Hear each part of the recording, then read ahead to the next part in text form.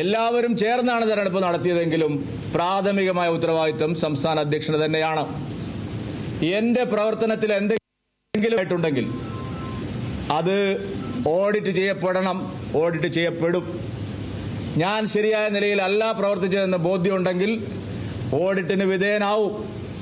ഞാൻ നിൽക്കണോ പോണോ എന്ന് പാർട്ടി കേന്ദ്ര നേതൃത്വം തീരുമാനിക്കും.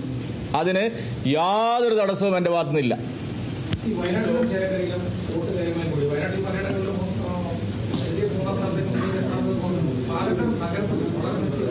ഞാൻ പറഞ്ഞ എല്ലാത്തിനും കാരണം ഞാൻ പറഞ്ഞല്ലോ പാലക്കാട് നഗരസഭയിൽ മാത്രമല്ല, അതാണ് നിങ്ങളുടെ വിലയിരുത്തലിന്റെ ഒരു വശം മാത്രമാണെന്ന് ഞാൻ പറഞ്ഞത്. കണ്ണാടിയിലും പിരായിരിയിലും മാത്തൂരിലും അടക്കം 3 പഞ്ചായത്തുകളിലും നഗരസഭയ്ക്ക് തുല്യമായ ഉണ്ടായിട്ടുണ്ട്.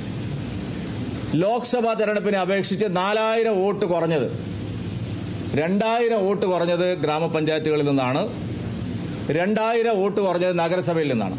ഏതെങ്കിലും ഒരു പ്രദേശത്ത് മാത്രമായിട്ട് വോട്ട് കുറഞ്ഞു എന്നുള്ള വിലയിരുത്തൽ വസ്തുതാപരമല്ല. അതുകൊണ്ടാണ് ഞാൻ ആദ്യമേ പറഞ്ഞത് എല്ലാ ബൂത്തുകളും പരിശോധിക്കും.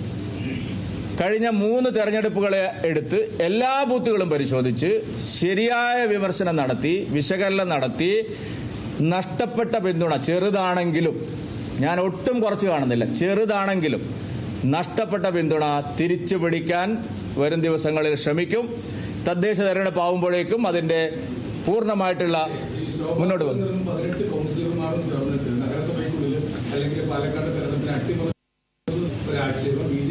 ഇല്ല, അങ്ങനെ ഈ വാർത്തകളെല്ലാം തെറ്റാണ്. ശോഭാ സുരേന്ദ്രൻ ആരെയും അട്ടിമറിച്ചിട്ടില്ല. ഒരു നഗരസഭാ കൌൺസിലറും ആരെയും അട്ടിമറിച്ചിട്ടില്ല. അങ്ങനെയുള്ള ഒരു പാർട്ടി അല്ല ഇത്. ഞാൻ അതിന്റെ എല്ലാ വിശദാംശങ്ങളും പറഞ്ഞു. ഇനി നിങ്ങൾ വീണ്ടും വീണ്ടും ചോദിക്കേണ്ട ഉദ്ദേശം പറയും. ഇല്ല, ഞാൻ അതല്ല അത്രയല്ലേ പറയാൻ പറ്റില്ല. അത് പറയില്ല, പേരുകൾ പറയാൻ പറ്റില്ലല്ലോ.